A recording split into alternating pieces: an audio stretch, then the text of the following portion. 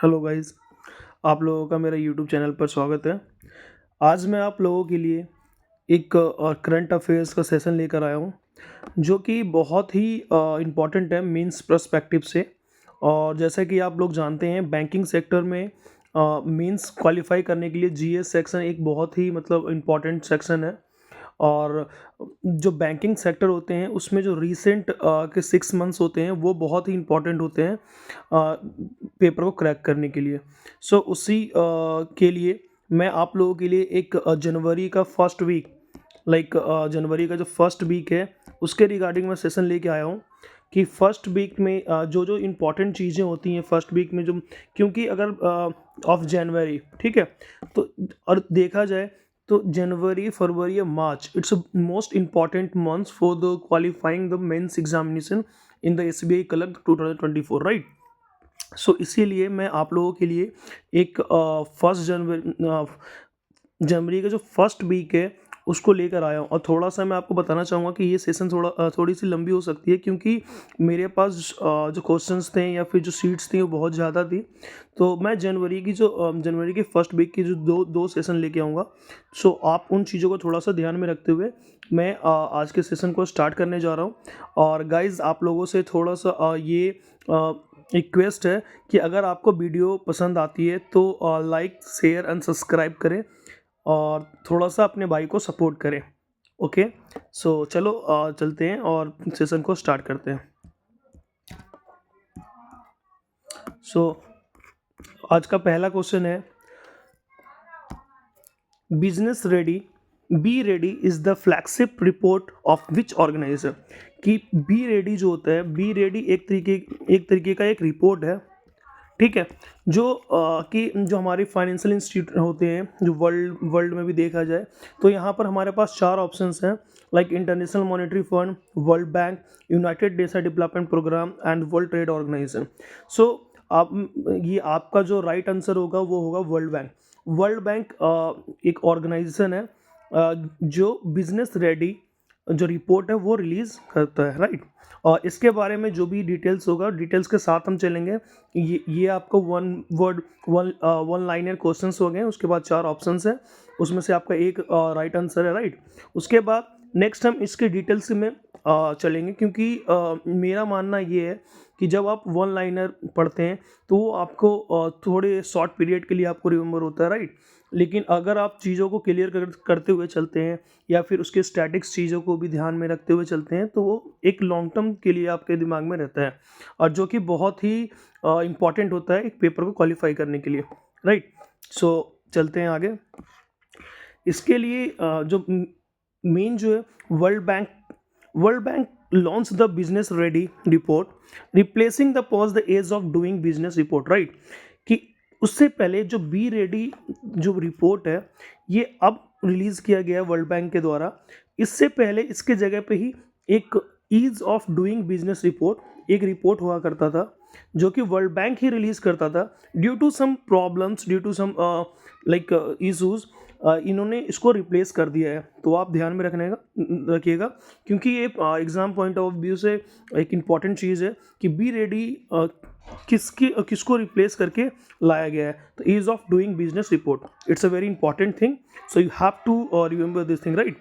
And the ease of doing business report was suspended. ये suspend कब किया गया था, मतलब रिप्लेस कब किया गया था? ये किया गया था 2020 में, 2020 में किया गया था, जब लाइक कोविड आया था इंडिया में। सो आप इन चीज़ों को रिलेट करके याद कर सकते हैं, ठीक है।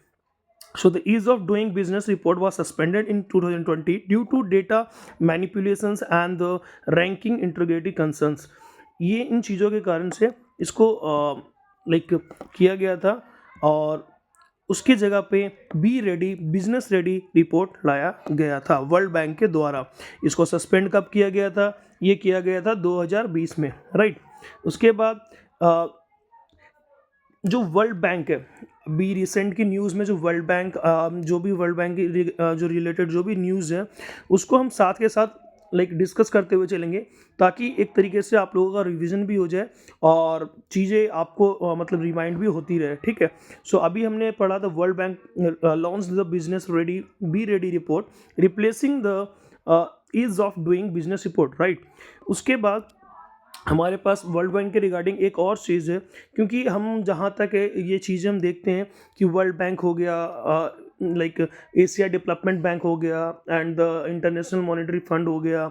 सो इन ये सब जो इंस्टीट्यूशंस हैं वो time to time financial help करती रहती हैं चीज़ों के लिए, चाहे वो डेवलपमेंट से रिलेटेड हो, चाहे वो एजुकेशन से रिलेटेड हो, चाहे वो एग्रीकल्चर से रिलेटेड हो। सो उसी चीज़ को लेते हुए हम चल रहे हैं। So world bank has sanctioned and $800 millions loan to support the development of Amravati, the ambitious greenfield capital of Andhra Pradesh. हम ये कह सकते हैं कि जो वर्ल्ड बैंक है, वर्ल्ड बैंक ने अभी $800 मिलियन लाइक दिया है। किसको दिया है? अमरावती को दिया है। किस लिए दिया है? Greenfield capital of Amaravati. Greenfield it means it's related to the environment, right. when the green thing is used while investing in something, so that investment is related to the environment friendly project, right? So ये world Bank ने $800 million दिया है। किसको दिया है? अमरावती को दिया है। किस लिए दिया है? Greenfield capital of Andhra Pradesh. It means Andhra Pradesh के अमरावती को $800 मिलियन वर्ल्ड बैंक ने दिया है greenfield capital of Andhra Pradesh development के लिए, राइट। इसके बाद चलते हैं आगे कि वर्ल्ड बैंक से रिलेटेड और भी चीज़ें हैं, क्योंकि ये देखो वर्ल्ड बैंक हो गया, ये एशिया डेवलपमेंट बैंक हो गया। सो ये चीज़ें मतलब न्यूज़ में रहती ही रहती हैं। Okay, so world bank has approved, अभी क्या था, वर्ल्ड बैंक ने एक चीज़ और अप्रूव करा है, $325.10 मिलियन लोन उत्तर प्रदेश को, गवर्नमेंट को, to boost the farmers income in the state. $325.10 million उसने उत्तर प्रदेश को दिया। किस लिए दिया गया है? फार्मर के जो इनकम से वो बूस्ट किया जा सके, किसानों के जो आमदनी है उसको उसमें बढ़ोतरी लाने के लिए वर्ल्ड बैंक ने $325.1 मिलियन उत्तर प्रदेश को दिया, right. And world bank approved 188.28 million to Maharashtra को दिया है। किस लिए? Economic growth in the backward district. $188.28 million Maharashtra को भी दिया गया है वर्ल्ड बैंक ने। क्यों दिया है? इकोनॉमिक अर्थव्यवस्था को आगे बढ़ाने के लिए उन क्षेत्रों में, उन जिलों में जो बैकवर्ड एरियाज में है, जो पिछड़े हैं as compare to the urban things, right. And next चलते हैं वर्ल्ड बैंक से रिलेटेड, क्योंकि वर्ल्ड बैंक बहुत important, like it's a very important thing and it's a very important concept for the perspective of like people. And the multilateral investments guarantee agency MIGA, part of world bank, ये एक multilateral investments guarantee agency है जो कि part of world bank का ये group. Guarantee and the international solar alliance to establish trust fund to support the solar project, right. कि ये दोनों मिलके एक इन्होंने साथ में मिलकर एक एस्टैब्लिश करा, एक ट्रस्ट फंड को एस्टैब्लिश करा है जो कि सपोर्ट करेगी सोलर प्रोजेक्ट से। कौन कौन साथ में हुए हैं? एक तो आपका मीगा जो कि वर्ल्ड बैंक का ही एक ग्रुप है, और एक ISA like international solar Alliance. ये दोनों मिलके एक ट्रस्ट लाइक एस्टैब्लिश कर रहे हैं जो कि सोलर प्रोजेक्ट को हेल्प करेगा, right. World Bank has raised the growth of the forecast for the Indian economy in the current financial year to 7% from its yearly projections of 6.6%. Like इन्होंने world Bank ने Indian की जो Indian economy थी उनको predict करा था कि 2024-25 में ये 6.6% की लाइक इंक्रीमेंट होगा, बट अभी उसको रिवाइज करते हुए करंट में 7% कर दिया है। पहले उन्होंने 6.6 करा था, अब उन्होंने 7 कर दिया है। सो it's a very important thing. And next चलते हैं world bank, right. World bank फिर से world bank approved 1.5 billion loan for the low carbon energy sector. इन्होंने अभी मैं आप लो कार्बन एनर्जी सेक्टर के लिए 1.5 बिलियन। अभी मैं आप लोगों के लिए थोड़ा सा रिवीजन कर देता हूँ। अभी हमने तीन चीज़ पढ़ा था। एक $800 मिलियन, राइट, ये किसको मिला था? ये अमरावती को मिला था आंध्र प्रदेश में, किस लिए? ग्रीनफील्ड प्रोजेक्ट के लिए। एक आपको मिला था 325.10, ये यूपी को मिला था। क्यों मिला था? किसानों की आमदनी को बढ़ाने के लिए मिला था। एक आपको 188.28 ये मिला था, ठीक है। ये किसको दिया गया था? ये महाराष्ट्र को दिया गया था वर्ल्ड बैंक के द्वारा ही। किस लिए? जो हमारी बैकवर्ड डिस्ट्रिक्ट है महाराष्ट्र में, उसको आगे लाने के लिए, right. And the remittance to India in 2024, right, to be 124 crore billion dollar. The migrants and the development belief in published by the World Bank twice a year and the latest report was published. Remittance to India इस 2024 में बोल सकते हैं कि जो remittance होता क्या, मैं आप लोगों को ये बताऊं। रेमिटेंस ये होता कि जब इंडिया के लोग किसी outside of country, like India से बाहर जाके काम करते हैं और उसमें जो भी वो अर्न करते हैं, जो भी इनकम उनकी होती है, उसमें से इंडिया में जो वो पैसा भेजते हैं, उसी को हम बोलते हैं रेमिटेंस टू इंडिया। लाइक बाहर से पैसा इंडिया में आना, उसको हम बोलते हैं रेमिटेंस टू इंडिया। सो 2024 का एक रिपोर्ट रिलीज किया गया है जिसमें बताया गया है कि 124 बिलियन डॉलर बाहर से इंडिया आया है, जो लोग वहाँ से कमाने के बाद अपने देश में भेजते हैं, अपने परिवार को या अपने रिलेटिव्स को, राइट। सो ये पब्लिश किया गया वर्ल्ड बैंक के द्वारा ही किया जाता है, और ये 2 बार किया जाता है, ट्वाइस अ ईयर, एक साल में 2 बार रिलीज किया जाता है। एंड द लेटेस्ट रिपोर्ट जो है वो लॉन्च किया गया है। सो आगे चलते हैं और थोड़ा सा देखो स्टैटिक्स पोर्शन भी लेके चलेंगे। सो वर्ल्ड बैंक के रिगार्डिंग हमने इतने चीज़ पढ़ा। क्या क्या पढ़ा मैं फिर से एक बार रिवीजन कराता हूँ। वर्ल्ड बैंक के रिगार्डिंग तो हमने ये पढ़ा कि वर्ल्ड बैंक ही एक ऐसी ऑर्गेनाइजेशन है जो बी रेडी रिपोर्ट को रिलीज करती है। किसके स्थान पे कहते हैं? ईस्ट ऑफ बिजनेस रिपोर्ट उसके स्थान पे करती है। फिर उसके रिगार्डिंग ने पढ़ा कि 800 मिलियन डॉलर देती हैं। किसको देती है? अमरावती को देती हैं। किस लिए देती हैं? ग्रीनफील्ड के लिए। 325.10 देती हैं, वो देती हैं उत्तर प्रदेश को किसान की इनकम को बढ़ाने के लिए। फिर उसके बाद हमने पढ़ा 188.28 दिया गया है, वो किसको दिया गया है? ये दिया गया है महाराष्ट्र को दिया गया। किस लिए? बैकवर्ड डिस्ट्रिक्ट को ऊपर ले जाने के लिए, राइट। उसके बाद हमने पढ़ा कि वर्ल्ड बैंक ने ही 1.5 बिलियन डॉलर जो है वो भी अप्रूव्ड करा है, ठीक है, वो भी अप्रूव करा। तो उन चीज़ों को थोड़ा ध्यान में लेते हुए चलेंगे हम। और उसके बाद थोड़ा सा वर्ल्ड बैंक के रिगार्डिंग में स्टैटिस बताता हूँ। वर्ल्ड बैंक जो फाउंडेड हुआ था 1944 में हुआ था। हेडक्वार्टर है वाशिंगटन डीसी में। 14th प्रेसिडेंट है अजय बंगा एंड MD CFO हैं Anshula Kant and the chief economist हैं चार्मन रिनहट एंड एग्जीक्यूटिव डायरेक्टर राजेश कुल्ला एंड द मेंबर कंट्री जो है 189, ठीक है। And world Bank groups 5 group होता है, IBRD, IDA and IFC, MIGA and ICSID। MIGA वही है जिसका जो भी हमने पढ़ा था कि MIGA and ISA International solar Alliance, ये दोनों मिलकर सोलर प्रोजेक्ट को लाइक फंड कर रहे हैं और इंक्रीमेंट करेंगे, राइट। नेक्स्ट चलते हैं नेक्स्ट न्यूज़ में। सो गाइज ये चीज़ें आपके साथ थोड़ा सा एक तरीके से रिवीजन भी होता रहेगा और चीज़ों को वाइडली आप याद भी रख सकेंगे, क्योंकि देखो इसको डिटेल में पढ़ने का मकसद यही है कि आप जितना ज़्यादा सुनेंगे उस चीज़ को, जितनी बार उसको रिवाइज करेंगे, वो चीज़ें आपके दिमाग में फिट हो जाएगी, फिर आपको याद करने की ज़रूरत नहीं होगी, ठीक है। So the financial stability report FRS is increased by which like released by किस ऑर्गेनाइजेशन के द्वारा ये रिलीज किया गया है, ठीक है। सो फाइनेंशियल स्टेबिलिटी रिपोर्ट ये जो किया जाता है वो किया जाता है RBI के द्वारा, ठीक है। फाइनेंशियल आप समझ सकते हैं, फाइनेंशियल स्टेबिलिटी रिपोर्ट, स्टेबिलिटी होता क्या? एक तरीके से हम बोलते हैं कि स्थिरता, लाइक हमारी जो फाइनेंशियल सिचुएशन है वो स्टेबल है या नहीं है, उस चीज़ को रिलीज़ करती है, हर साल करती है फाइनेंशियल स्टेबिलिटी रिपोर्ट RBI, जो कि हमारे देश के सेंट्रल बैंक है, रिजर्व बैंक ऑफ इंडिया। सो आगे पढ़ते हैं। Answer is 1A। The reserve bank of India released it's by annual, like 1 year में बाई एनुअल मीन्स एक साल में 2 बार फाइनेंशियल स्टेबिलिटी रिपोर्ट निकालती है, focusing on the health and resilience of the Indian financial system.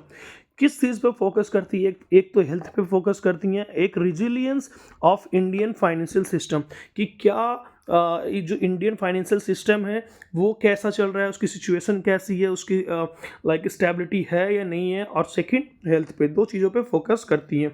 Like the RBI's financial stability report highlights the improvement in the banking sectors assets quality and resilience.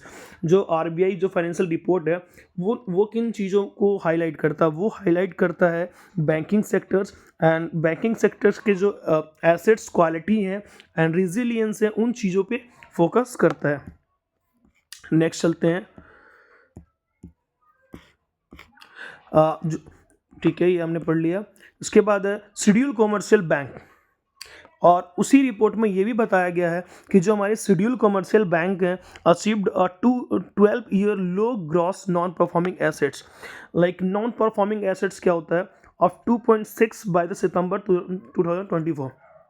उसी report में ये भी बताया गया है कि जो हमारे शेड्यूल कॉमर्शियल बैंक्स होते हैं वो अब उन्होंने रिकॉर्ड तोड़ दिया है। ये देखा गया है कि उन बैंकों में 12 साल से कंपेयर किया जाए तो इस बार सितंबर 2024 में सबसे कम परसेंटेज है एनपीए का। एनपीए क्या होता है हमारा?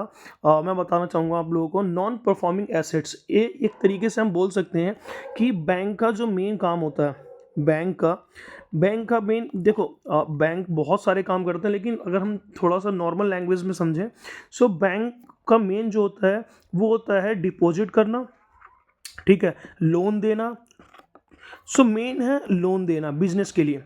अब बैंक ने जिसको लोन दिया, उस बंदे लाइक बैंक ने किसी पर्सन को लोन दिया और वो पर्सन टाइम पे पैसा लाइक रिटर्न नहीं कर पाता है बैंक को, ना ही इंटरेस्ट दे पाता है। सो वो जो पैसा, सपोज अगर बैंक ने 1 लाख रुपया किसी को लोन दिया, एज ए लोन दिया, उस पर 10% पर एनम का वो इंटरेस्ट लेता है, और बैंक ने जिसको ये लोन दिया है वो पर्सन इतना कैपेबल नहीं है कि वो बैंक को इंटरेस्ट दे सके और ना ही प्रिंसिपल दे सके। सो उस कंडीशन में एक बैंक की लैंग्वेज में एक टाइम लिमिट होता है, 3 मंथ्स 4 मंथ्स। अगर किसी ने अगर 3 महीने तक लगातार अगर ना तो इंटरेस्ट पे कर रहा है ना ही प्रिंसिपल पे कर रहा है, so it's become a NPA for the bank, like non performing assets. Like bank ने यहाँ 1 लाख रुपए इन्वेस्ट तो करा है, बस इस 1 लाख रुपए से बैंक को कुछ आ नहीं रहा है। ये पैसा स्टक हो गया है, बैंक का जो पैसा है 1 लाख रुपए बैंक ने दिया, वो स्टक हो गया है, और वो पैसे से कुछ ना तो इनकम आ रही है ना ही interest. Income in the sense of interest, right? क्योंकि इनकम, बैंक को कोई इनकम थोड़ी, मतलब ऐसा थोड़ी होता, पर इंटरेस्ट उसमें से एज ए इनकम ही तो है, अगर हम इंटरेस्ट को देखेंगे बैंक के परस्पेक्टिव से तो। सो इसलिए वो एक नॉन परफॉर्मिंग एसेट्स हो जाता है, कि ऐसा एसेट्स जो कि कुछ परफॉर्म नहीं कर रहा है बैंक के लिए, बैंक के ग्रोथ के लिए, उसी को हम बोलते हैं नॉन परफॉर्मिंग एसेट्स। सो अभी जो रिपोर्ट आया था फाइनेंशियल स्टेबिलिटी रिपोर्ट, उसमें ये बताया गया है कि इस बार का जो नॉन परफॉर्मिंग एसेट है सबसे कम है 2.6% सितंबर 2024 में। ठीक है, आई होप आप लोगों को मैं चीज़ों को क्लियर करता हुआ चल रहा हूँ। सो ये चीज़ें आप थोड़ा सा ध्यान में रखिएगा। ये चीज़ें, ये डेटा भी थोड़ा सा ध्यान में रखना। ये जो डेटा 2.6 थोड़ा इंपॉर्टेंट हो सकता है। नेक्स्ट चलते हैं। Who has been recently appointed as the director general of CRPF. CRPF आप लोग सब जानते हैं, सेंट्रल रिजर्व पुलिस फोर्स।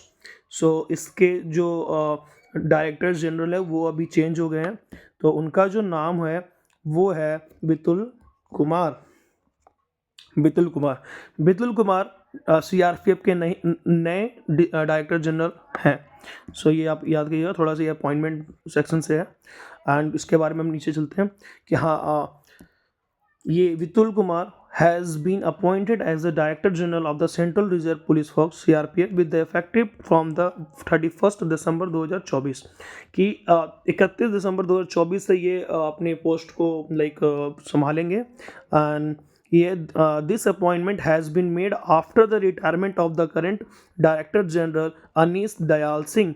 अगर आपसे ये पूछा जाए कि किसके जगह पे वो यहाँ पर आए हैं, सो उस कंडीशन में आप ये बोल सकते हैं अनीस दयाल सिंह के रिटायरमेंट के बाद बितुल कुमार नए डायरेक्टर जनरल होंगे रिजर्व बैंक ऑफ CRPF का, ठीक है। सो आगे चलते हैं, थोड़ा सा स्टैटिक्स पोर्शन भी लेके चलते हैं। CRPF आप सभी लोग जानते हैं, सेंट्रल रिजर्व पुलिस फोर्स। जो सबसे पहले जो CRPF बना था वो बनाया गया था 1939 में। हेडक्वार्टर नई दिल्ली। मोटो क्या है? सर्विस एंड लॉयल्टी, सेवा करना और एक वफादारी। वो डायरेक्टर जनरल जो है विपुल कुमार है, राइट। एंड नेक्स्ट थोड़ा सा ये देखो, न्यू अपडेट लिस्ट है, जो जितने भी इंपॉर्टेंट चीज अपॉइंटमेंट्स हुए हैं उससे रिलेटेड एक बार आप थोड़ा सा रिवाइज कर लीजिएगा, वो अपने आपके दिमाग में थोड़ा सा हो जाएगा। विपुल कुमार, जैसे कि मैंने बताया, Vipul Kumar Central reserve police Force के नए बने हैं। Paramesh Sivamani Indian Coast Guard के बने हैं, परमेश शिवामणि। अमृत मोहन प्रसाद ये सशस्त्र सीमा बल के बने हैं। Daljit Singh Chaudhary border security BSF के बने हैं, ठीक है। Daljit Singh Chaudhary border security force. Rajwinder Singh Bhatti ये आपके CISF जो तो बोलते हैं, central industrial security force. And B Srinivasan national security guard, like NSG commando, right, बोलते हैं ना NSG कमांडो, उनके हैं बी श्रीनिवासन। एंड ये भी आप थोड़ा सा याद कर सकते हैं, बी श्रीनिवासन, तो S से श्रीनिवासन, S से security guard, national security guard, NSG, तो थोड़ा सा रिलेट करके आप याद कर सकते हैं। एंड विकास लखेरा असम राइफल्स के हो जाएंगे। Lieutenant general Upendra Dwivedi 30th chief of the army staff. And admiral Dinesh Kumar Tripathi 26th chief of the naval staff. And the air marshal Amanpreet Singh 28th chief of the air staff, ABA। And Rahul Rastoga Indo Tibetan Border Police, right. And lieutenant general of the Anil Chauhan chief of the defence staff. CDS का जो chief है वो कौन है? Anil Chauhan, right. And उसके बाद हम चलते हैं थोड़ा सा आगे, ये लेफ्टिनेंट जनरल गुरकीरपल सिंह, ये है नेशनल कैडर क्रॉप्स NCC के जो होते हैं उसके रिगार्डिंग, ठीक है। बाकी आगे चलते हैं। उसके बाद सेकंड क्वेश्चन, नेक्स्ट क्वेश्चन आता है, who got the Satyajit Ray lifetime achievement award for the 55th international film festival award of what is the new deadline for resolving income tax dispute under the विवाद se Vishwas scheme. विवाद se Vishwas scheme ये एक like income tax से related एक scheme निकाला गया था, government का स्कीम है विवाद से विश्वास स्कीम, ठीक है। ये तब निकाला गया था, Satyajit Ray lifetime achievement award हुआ था, ये आपका 55th हुआ था इंटरनेशनल फिल्म फेस्टिवल अवार्ड जो कि गोवा में हुआ था। तो उससे रिलेटेड ये क्वेश्चन है कि इनकी जो टाइम लिमिट है वो बढ़ा दी गई है। ये जो स्कीम है उसका थोड़ा सा ये बढ़ा दिया गया है, तो वो आप देख सकते हैं। Vivad se Vishwas scheme aimed at settling income tax dispute has been extended by 1 month, settling the new deadline of the 31st जनवरी 2025 तक। एक महीने के लिए इसको एक्सटेंड कर दिया गया।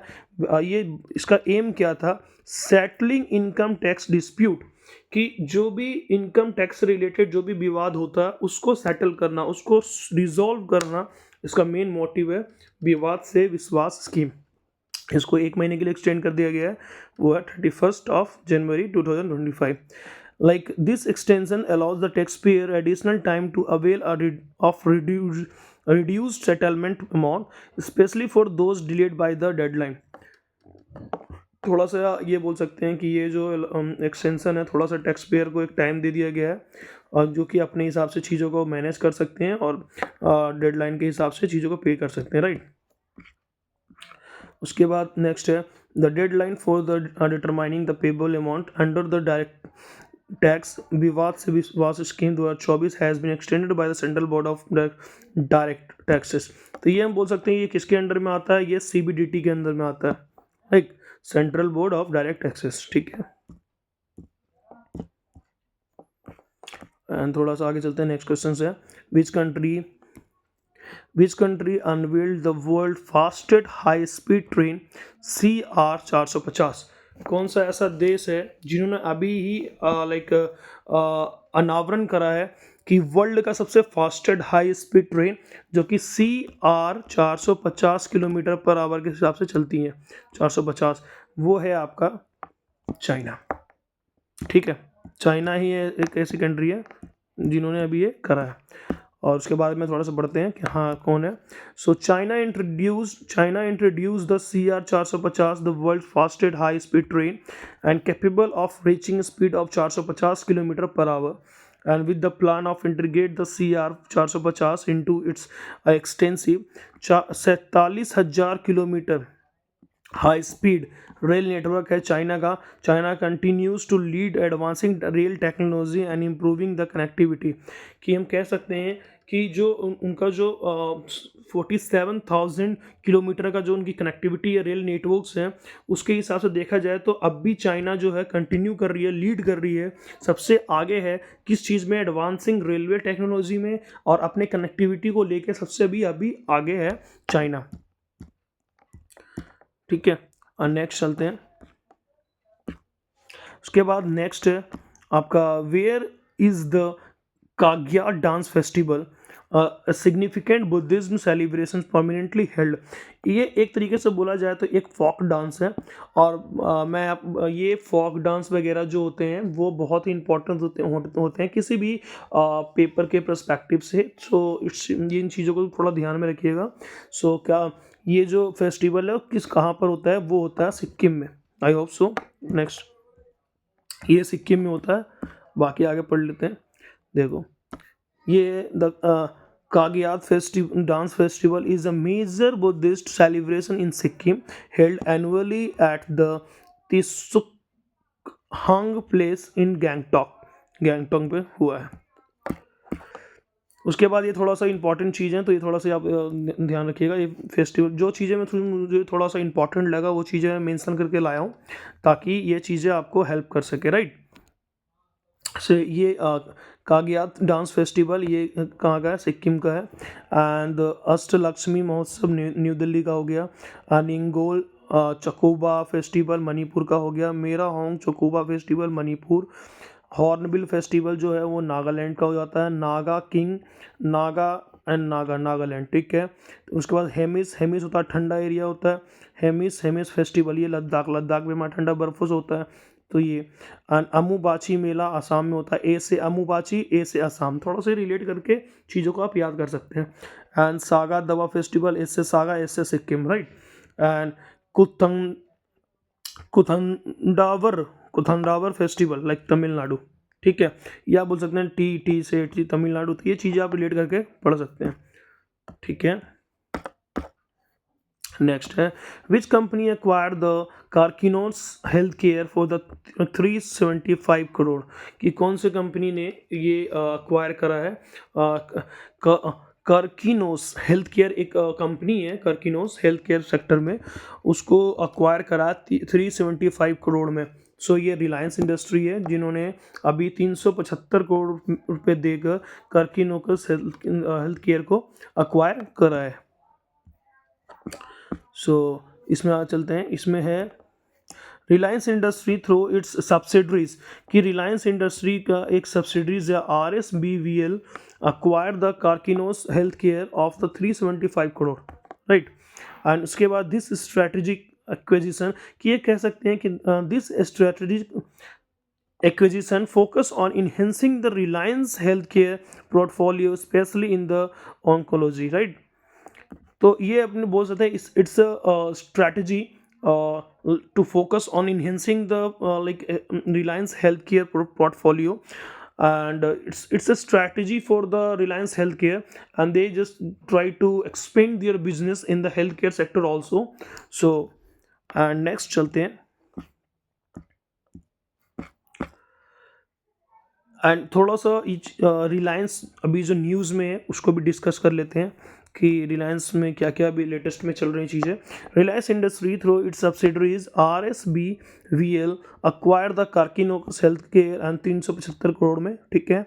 And Mukesh Ambanis Reliance industry limited maintain its status at the top rank Indian company in 2024 Fortune global 500 list, की एक फॉर्चून ग्लोबल एक रिपोर्ट निकल जाता है जिसमें 500 कंपनीज को लाइक एनालाइज किया जाता है और चीज़ों को रैंक दिया जाता है। सो उसमें से जो रिलायंस इंडस्ट्रीज़ है, रिलायंस इंडस्ट्री जो है वो इंडिया का टॉप इंडस्ट्री है, राइट। सो वो अपने स्टेटस को उन्होंने मेंटेन किया हुआ है। Like 9 Indian company were included in the 2024 list, right.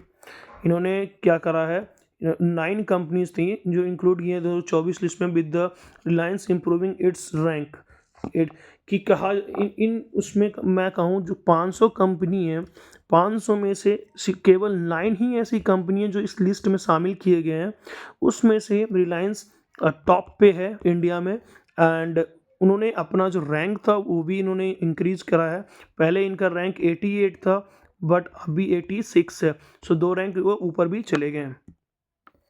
And 3 Indian company, Reliance Industries and the Tata Group and the Serum Institute of India have been included in the annual Times Magazine Globe 100 Most Influential Companies 2024।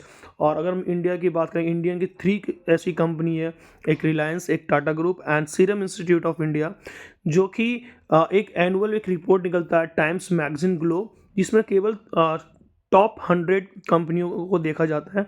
तो उसमें ये 3 हैं। And Reliance in news, Reliance Industry Limited has become the first Indian company to surpass the RS 10 lakh crore it's annual revenue.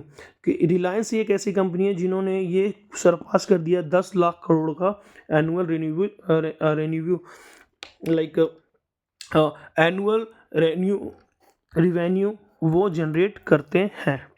And Reliance Industries to begin the constructions on India's first multimodal logistic park near Chennai. इन्होंने Reliance industry ने चालू किया है, start किया है क्या, India का पहला मल्टी मोडल लॉजिस्टिक पार्क कहाँ, चेन्नई में। उसके बाद यहाँ पर हम देख सकते हैं रिलायंस इंडस्ट्री, राइट। लाइक उसके बाद रिलायंस इंडस्ट्री, ठीक है। फाउंडर कब हुआ था, 8/1973 1973 में इसका हुआ था, लाइक खोज के इस्टेब्लिश किया गया था। फाउंडर कौन थे, Dhirubhai Ambani. And headquarter Mumbai Maharashtra. CMD अभी मुकेश अंबानी है। ऑनर मुकेश अंबानी, 50.49 शेयर इसका है।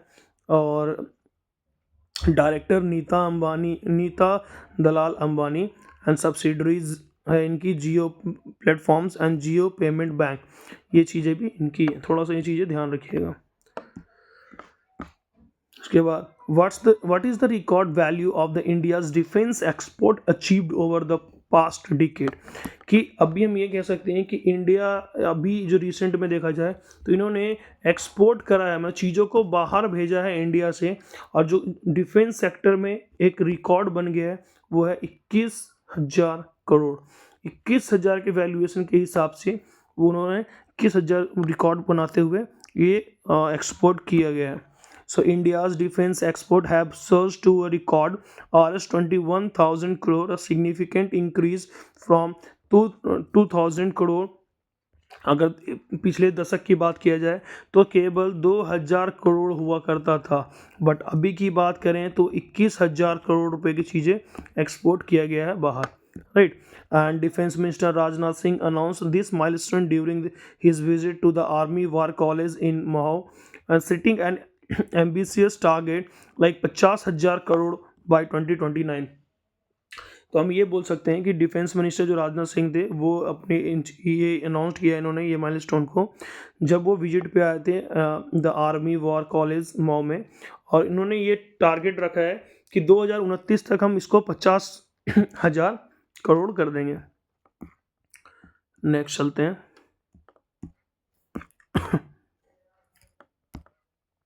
Which country launched the region's first digital platform for implementing Corsia? कौन सी ऐसी कंट्री है जिन्होंने पहली बार ये लॉन्च करा है डिजिटल प्लेटफॉर्म कि कॉर्सिया को इम्प्लीमेंट किया जा सकता है। सो वो है आपका Saudi Arabia, like UAE, United Arab Emirates, right. So ये इन्होंने जो यूनाइटेड अरब एमिरेट्स जो है इनका General Civil Aviation Authority CGAA introduced the first digital platform in the India in the region for implementing CORSIA, a framework designed to reduce the international aviation emission through the carbon offset mechanism. Sorry. So UAE जो है ये पूरा world का पहला ऐसा देश है जिन्होंने एक डिजिटल प्लेटफॉर्म को लॉन्च करा। किसके लिए? कॉर्सिया के लिए। एक कॉर्सिया होता क्या है? एक फ्रेमवर्क होता है जो कि डिज़ाइन किया गया है इंटरनेशनल एविएशन जो इमिशंस होते हैं ना, जो एविएशन से जो भी प्रदूषण होता है, इमिशन होते हैं, उसको रिड्यूस किया जाता है through the carbon offset mechanism. जब एरोप्लेन या फिर जो भी फ्लाइट्स वगैरह जो यूज़ होते हैं, सो उसमें से कार्बन रिलीज होती है, राइट। सो इट्स एक तरीके का प्रोसेस है कॉर्सिया, एक तरीके का चीज़ है, मैकेनिज्म है जो कार्बन को ऑफसेट करता है और चीज़ों को इम्प्रूव करता है, रेक्टिफाई करता है चीज़ों को, ठीक है। नेक्स्ट चलते हैं। By what percent Haryana increase the death come retirement gratuity limit of for the states government employees? कितने परसेंट से किया गया है? सो ये किया गया है 30% से सॉरी ये 25% से किया गया। It's my mistake. The Haryana government has raised the DCRG limit for the state employees by 25% से इंक्रीज करा, enhancing the financial security for the employees and their family members. New gratuity limits is 25 lakh up to 20 lakh effective from the 1st जनवरी 2025। कि जो पहले जो था 20 लाख का gratuity limits थी, अब कर दिया 25। किसने? हरियाणा गवर्नमेंट ने अपने गवर्नमेंट एम्प्लॉयज़ के लिए। ये in which state was the Swar platform launch to bridge the language barrier?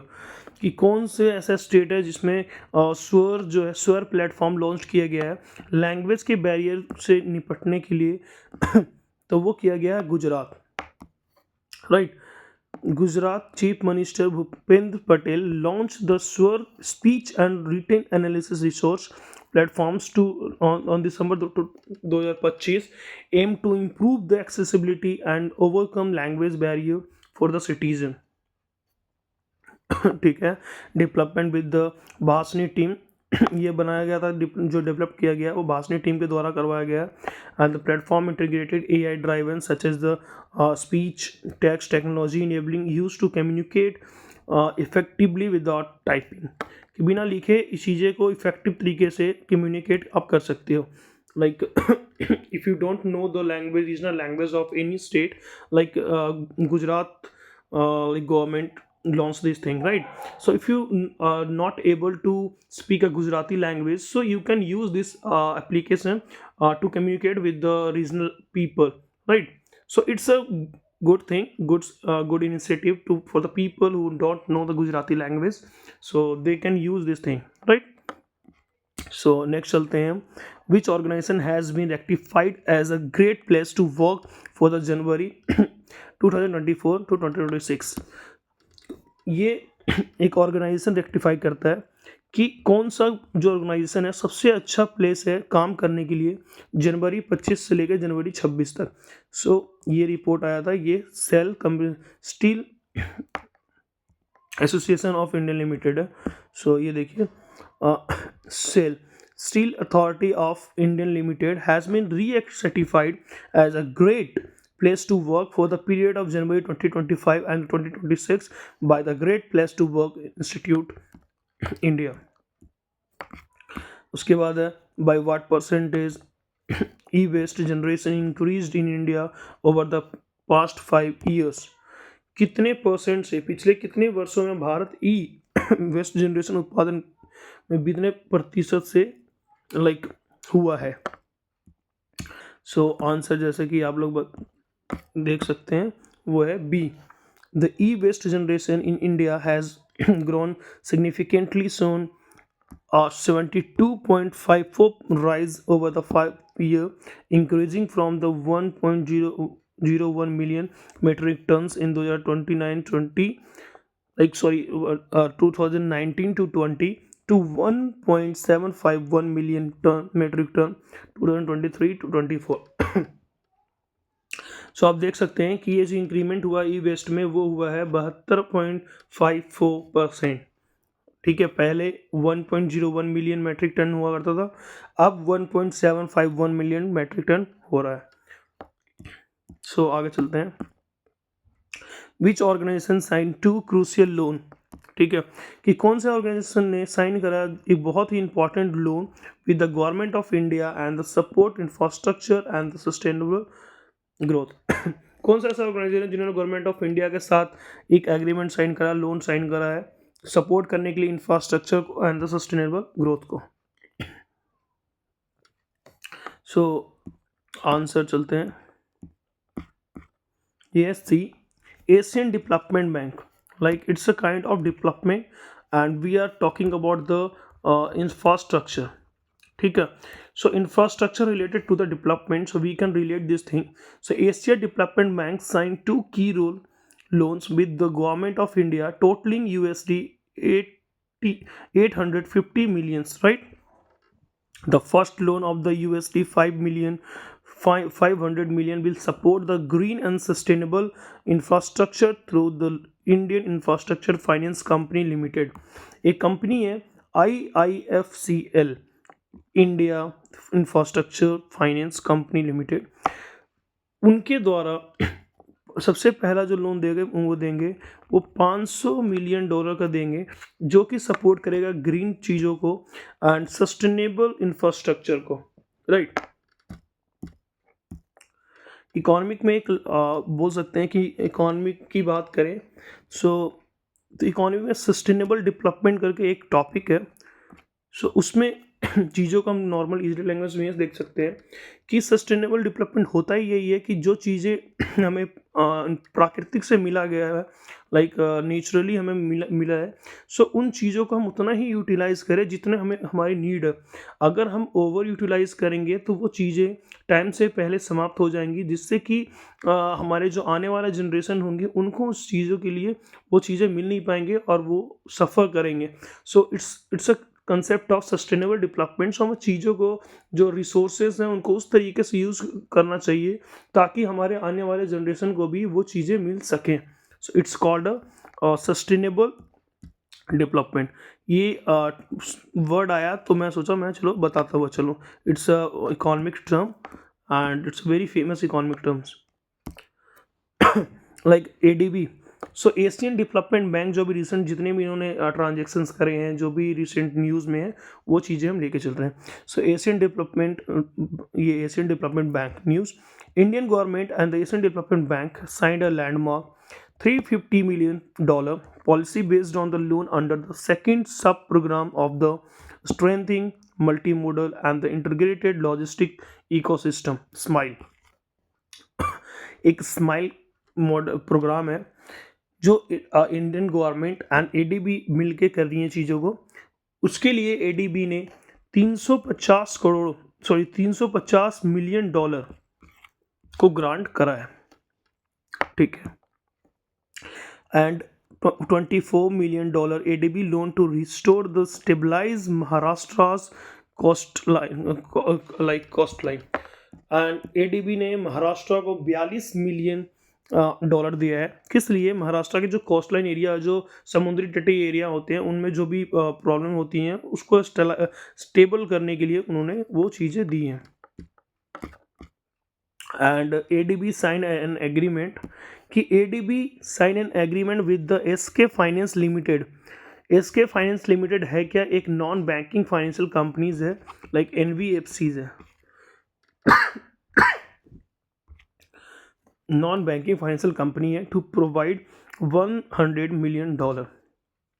ठीक है, $100 million थोड़ा सा गले में दिक्कत है। सो इसके फाइनेंस लिमिटेड एक नॉन बैंकिंग फाइनेंशियल कंपनी है जो कि ADB के साथ उन्होंने साइन करा है किसको प्रोवाइड करने के लिए $100 million लोन देने के लिए। Asian Development Banks approve a loan of $789 million कि ADB जो बैंक है, ADB बैंक है, उन्होंने अप्रूव करा $789 million for the development of Amaravati. जो हम अप्रॉक्सीमेट में हमने ये बताया था कि Amaravati aiming to transform the smart green project in the classific infrastructure. ठीक है। ADB has signed an agreement with the SK Finance Company, non-banking company, and it's fine. ठीक है, sorry for repeating this slide. And ADB ने यहाँ पर भी है, ADB ने दिया है $25.45 million grants for the सोलोमोन island. सोलोमोन एक आइलैंड है, उनको दिया है वाटर प्रोजेक्ट के लिए। Was approved by the Asian Development bank, कि एशियन डेवलपमेंट बैंक ने सोलोमोन एक आइलैंड है उनको दिया है $25.45 मिलियन वो वाटर प्रोजेक्ट के लिए। Asian Development bank has revised India's GDP। देखो वर्ल्ड बैंक ने पहले जो करा था, वर्ल्ड बैंक ने कहा था 6.6, अब उन्होंने कर दिया 7। ठीक है। अब एशियन डेवलपमेंट बैंक ने रिवाइज करा GDP ग्रोथ फोरकास्ट, जो पहले करा था इतना 6.5 करा है। और ADB की अगर हम बात करें तो ADB ने पहले करा था 7%, राइट, और अब ये कह रही हैं 6.5%। So it's change, it's opposite, कि पहले वर्ल्ड बैंक ने 6.6 करा था, अब 7 कर रहे हैं। ADB ने पहले 7 करा था, अब 6.5 करा है प्रोजेक्ट, कि हाँ इंडिया की जो GDP है इस तरीके से ग्रोथ करेगी। नेक्स्ट चलते हैं, थोड़ा सा जो स्टैटिक्स पोर्शन है एशियन डेवलपमेंट बैंक के रिगार्डिंग वो हम शेयर करता हुआ चलूँगा। एशियन डेवलपमेंट बैंक जो फाउंडेड हुआ था वो 19 दिसंबर 1966 में हुआ था। हेड क्वार्टर इनका मैनीला फिलीपींस में है। एंड जो प्रेसिडेंट हैं वो मसाटो कांडा जापान की हैं। Vice president Ashok Lavasa Indian है। And director of ADB for the India Mio Oka Japan की हैं भी। Executive director Vikas Sheel. And the member countries जो है 69th जो कंट्रीज है वो इजराइल ये ऐसी कंट्री है जो अभी रिसेंटली इसमें ऐड हुई है। ठीक है। India's longest bridge on the sea was recently inaugurated in which state? So ये किस स्टेट में अभी इंडियाज़ के जो longest green bridge on the sea, जो एक सी लाइक इधर एक विवेकानंद का कुछ अभी रिसेंटली था, वो एक इधर एक कन्याकुमारी, इन बीच में एक शीशे का ब्रिज है, ट्रांसपेरेंट ब्रिज है, जो इन चीज़ों को ऐड करता है। ठीक है। सो ये कन्याकुमारी जो हमारे कन्याकुमारी से लेके विवेकानंद स्टैचू के लिए रिगार्डिंग था।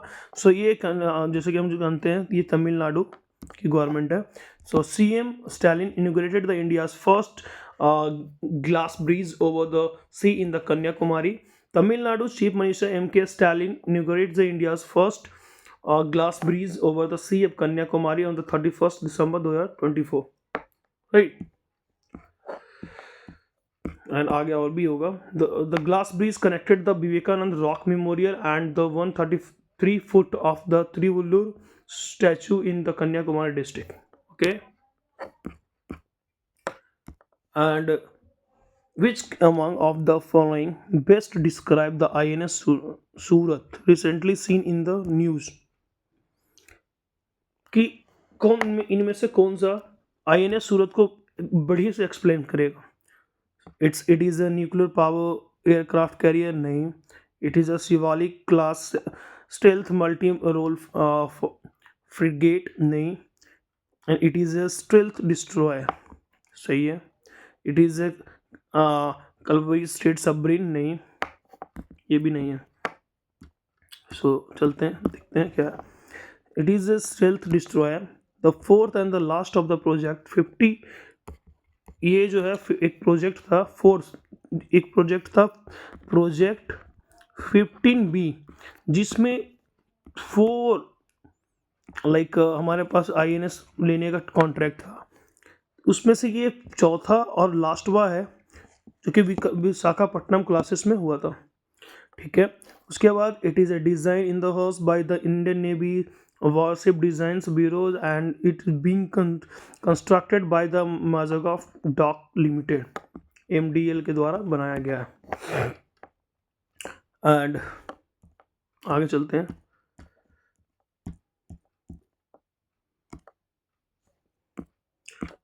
ये देखते हैं अभी फीचर्स क्या क्या है इनके feature. It is the Indian navy's first AI enable warship to enhance its operational efficiency and the manifold time, right? And second it will have the displacement of 7,400 tons and the length of 163 meter and can rip through a top speed of nearly 60 kilometre. ये कह सकते हैं कि इनकी जो displacement है वजन ये है 74 100 टन और जिनकी लेंथ है लंबाई 163 मीटर है। INS सूरत की इसकी स्पीड जो मैक्सिमम स्पीड है लगभग 60 किलोमीटर पर आवर के हिसाब से चल लेती हैं। ठीक है, उसके बाद ship has a maximum range of 15,000 की जो मैक्सिमम रेंज है वो चल सकती हैं, वो 15,000 किलोमीटर चल सकती हैं एक बार में। उसके बाद INS जो न्यूज़ में है, INS जितने भी INS चीज़ें हैं इससे रिलेटेड है वो है INS निर्देशक is the second ship under the survey vessel large project of the Indian navy कि सर्वे वेसल लार्ज प्रोजेक्ट हुआ था उसका जो सेकंड वो है INS निर्देशक है। And it is design to conduct the hydrographical survey and assist in the navigating and support maritime operation. It is build by the garden research and the ship builders and the engines. ठीक है, GRAC वो वाला किसके तौर पर माजा dock ship builder. ये क्या है, गार्डन रिसर्च की जिम्मेदारी कौन सा INS निर्देशक जो कि सेकंड है। ठीक है जी, वो आगे चलते हैं। सेकंड है Indian Navy is set to commission its latest multi role stealth guide missile frigate INS Tushil at the Kaliningrad, Russia. Garden Research Builder and the Engineers Limited deliver INS Nirdesak to the Indian Navy.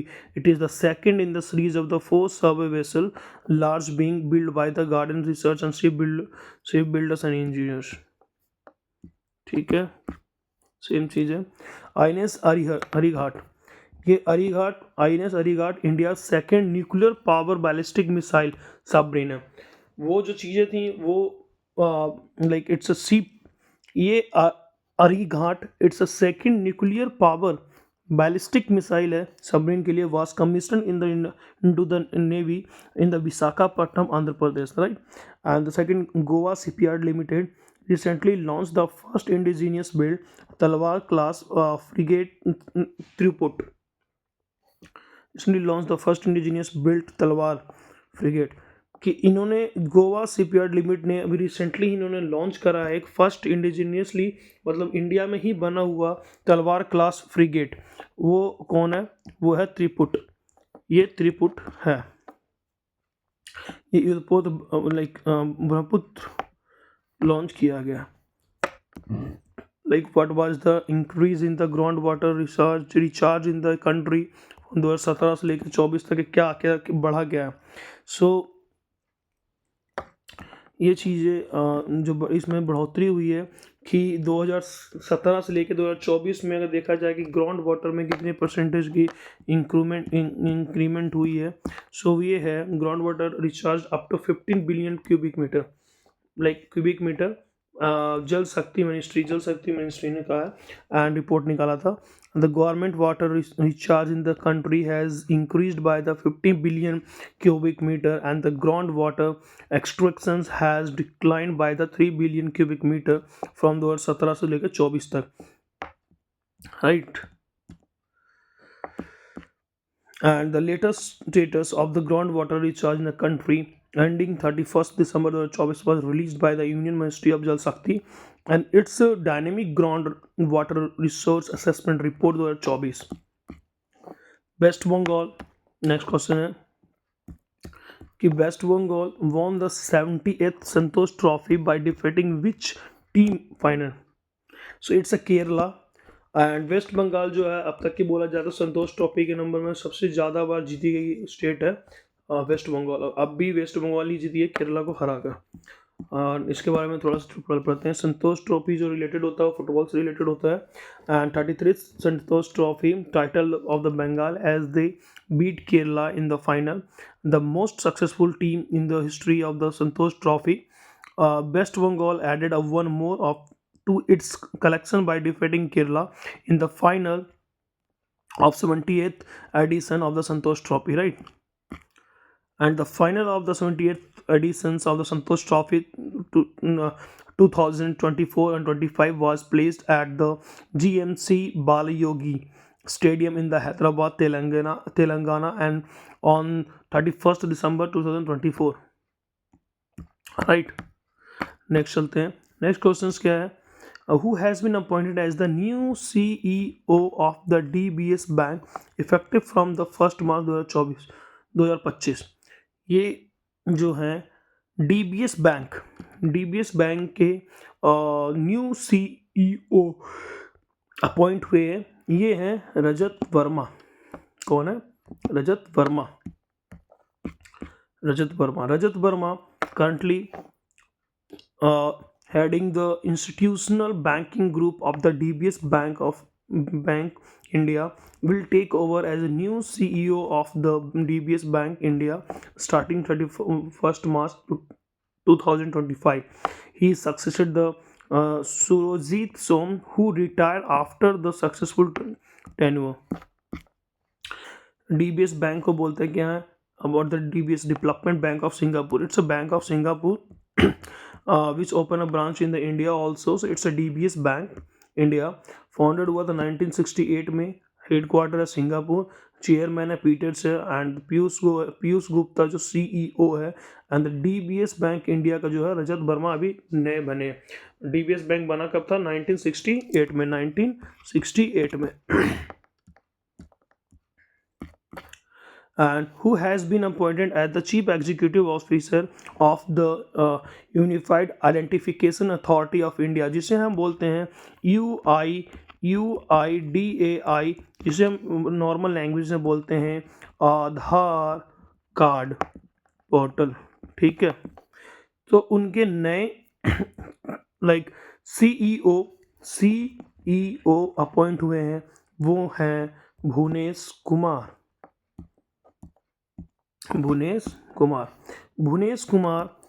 Kumar new CEO of the UIDAI 1995 batch के IAS officer हैं of the Uttar Pradesh cadre के। Bhuvnesh Kumar has taken over the chief executive officer of the unified identification authority of India on 2 January 2024 को लेंगे ये Bhuvnesh Kumar.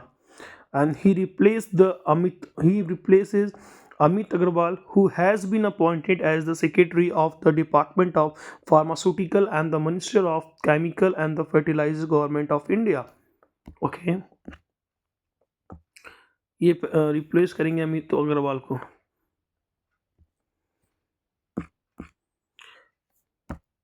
When was the unique identification authority of India established by the government of India? So ये मैं बोल सकता हूँ, ये 2009 में किया गया था। ठीक है, 2009 में ये कंसेप्ट आया था। So the unique identification authority of India was set up in 2009 by central government under the planning commission non NITI Aayog.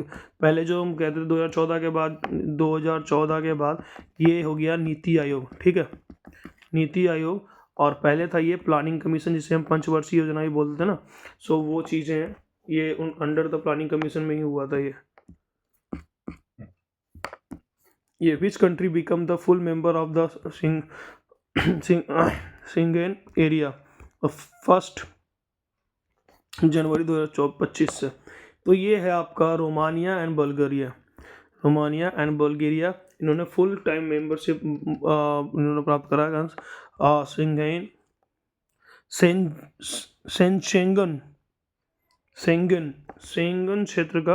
Schengen क्षेत्र एरिया का किया है। उसके बाद है ये Romania and Bulgaria become full member of the EU Schengen area. Romania and Bulgaria have officially become the full member of the European area Schengen area at the stock of the midnight of the 1st January 2025. उसके बाद the government of India has extended the Government of India has extended the Pradhan Mantri Fasal Bima Yojana reconstructed weather based crops insurance scheme till कब तक? ये किया गया है 25-26 तक कि गवर्नमेंट ऑफ इंडिया की एक स्कीम थी प्रधानमंत्री Fasal Bima Yojana and the structured weather based crops insurance scheme, ये जो किया गया है एक्सटेंड कर दिया गया है 1 साल के लिए और 2025-26 तक ये स्कीम चलेगी. The government extend the agriculture crops insurance scheme till 25-26 and it's a boost to the agriculture sector in the country. The government of India has approved the several policies decisions including the extensions of the major crops insurance schemes, restructures weather based crops insurance schemes and the Pradhan Mantri Fasal Bima Yojana. And यहाँ पर है which of the only state in India adopt 100% technology for the estimate crop yield, कि India का कौन सा ऐसा state है जिन्होंने अभी तक जो एग्रीकल्चर में 100% टेक्नोलॉजी को यूज़ करते हैं, तो वो है मध्य प्रदेश. मध्य प्रदेश, ठीक है जी. So it's a yield estimation system using technology, right? At the present, yes, tech project is being implemented in 9 states: Madhya Pradesh, Orissa, Haryana, Andhra Pradesh, Karnataka and Assam, Uttar Pradesh, Maharashtra and Tamil Nadu. ये सब जो चीज़ें, कर्नाटका, ये जितने भी स्टेट हैं, ये सब स्टेट जो हैं वो टेक्नोलॉजी को यूज़ करते हैं while doing agriculture work. And इसमें अगर देखा जाए तो Madhya Pradesh is the only state in India that has adopted the 100% technology while in the agriculture thing. What has the defense minister designated 2025 as? कि देखो ये क्या होता है, जो डिफेंस हैं या फिर कोई और डिपार्टमेंट है, ये क्या करते हैं, इनका अलग अलग एक तरीके से बोल सकते हैं टारगेट होता है. ठीक है, टारगेट होता है और ये चीज़ें जैसे से हर साल को एक तरीके से रखते हैं कि हाँ हम इस साल में ये करेंगे, इस पे इन चीज़ों पे ध्यान देंगे, इस तरीके से हम चीज़ों को इम्प्रूव करेंगे. सो उसी तरीके से what has the defence minister designated of the, कि क्या करा डिफेंस मिनिस्टर ने 2025 को किस तरीके से लाइक माना है. तो it's a year of reforms, it's a year of reforms for the defense sector. So the Ministry of Defense declared 2025 as the year of reforms. ठीक है. So guys, थोड़ा सा अभी समय लूँगा थोड़ा सा चीज़ों को बताने के लिए कि अभी आपके भाई ने एक नया चैनल मतलब लाइक ओपन करा है. सो ये चीज़ें देखो, कहीं ना कहीं ये चीज़ जो भी मैं चीज़ें कंटेंट डालूँगा, सो ये it's related to your study and like whatever you are preparing for, like if you are preparing for SSC, if you are preparing for banking, if you are preparing for like defense sector, so it's a common thing which which comes in the every examination, right? Preparing examination, if you're talking about the SSC exam, so in that exam current affairs and the general awareness is also come in that exam also. If you're talking about the banking sector, so it's work on the banking sector also. And if you're talking about the defense like exam, so this content is fruitful for the every students who are preparing for the government exam, right? So थोड़ा सा अपने भाई को support करना, और अगर video अच्छी लगे तो like and subscribe and share. क्योंकि देखो चीज़ें मैंने भी स्टार्ट करी हैं और मेहनत लगता, वाकई मुझे पता नहीं था कि हाँ इतना मेहनत लगता है चीज़ों को तैयार करने में, वीडियो बनाने में या फिर चीज़ों को एक्सप्लेन करने में बहुत मेहनत लगता है. सो आप थोड़ा सा सपोर्ट करोगे तो हमें थोड़ा सा मोटिवेशन मिलेगा, और ताकि मैं चीज़ों को और बेटर कर सकूं. और जो भी वीडियो के बीच में अगर आपको कुछ भी प्रॉब्लम लग रही है तो आप थोड़ा सा कमेंट में आप मुझे सजेशन भी दे सकते हो. मैं आपकी सजेशन को मान के और उस चीज़ों को अपने ध्यान में रख के नेक्स्ट टाइम से मैं उन चीज़ों को ठीक कर दूंगा। सो ये चैनल देखना, banking by Shubham, banking by banking by Shubham. So ये चीज़ें थोड़ा सा आप इसको सब्सक्राइब कर लेना, और जो भी आपके दोस्त यार हो उनको आप थोड़ा सा शेयर करने के लिए बोल देना। सो चलते हैं हम नेक्स्ट वीडियोस पे, नेक्स्ट क्वेश्चन पे। सो गाइज ये देखो, लकली हम ये बोल सकते हैं बहुत ही सही टाइम पे मैंने ये चीज़ें बताया आपको। देखो ये स्लाइड भी ख़त्म हो गई हैं। सो इट्स अ लास्ट स्लाइड। अभी ये जनवरी फर्स्ट वीक, ठीक है, जनवरी फर्स्ट वीक का फर्स्ट पोर्शन जो है, पोर्शन कंप्लीट हो गया। ये चीज़ें आप एक बार रिवीजन कर लेना दोस्तों, क्योंकि ये बहुत इंपॉर्टेंट, जो भी चीज़ें मैं लेके आया हूँ बहुत ही छाट के लेके आया हूँ, बहुत ही इंपॉर्टेंट चीज़ें लेके आया हूँ, और साथ ही स्टैटिक्स भी लेके आया हूँ, ताकि आप चीज़ों करंट अफेयर्स के साथ साथ स्टैटिक्स भी कंप्लीट करते हुए चलें। चीज़ों का थोड़ा सा डीप नॉलेज आपको हो, ताकि वो चीज़ों आपको एलिमिनेट करके या फिर कैसे भी रिलेट करके आप आंसर पिक कर सकते हैं। सो ये जो वीडियोज़ है, अब मैं कंटिन्यू मतलब वीकली सेशन, वीकली हिसाब से या फिर जिस तरीके से मुझे टाइम मिल जाएगा मैं चीज़ों को अपडेट करता रहूँगा। और आप लोग से उम्मीद यही करता हूँ कि आप थोड़ा सा अपने भाई को सपोर्ट करेंगे, और चीज़ों को जितना ज़्यादा हो सकता है शेयर करेंगे, लाइक करेंगे, और इन केस कुछ वीडियोज़ में कुछ प्रॉब्लम होती है तो उसके लिए माफ़ कर दीजिएगा, क्योंकि अभी मैं इतना मतलब it's starting stage for me.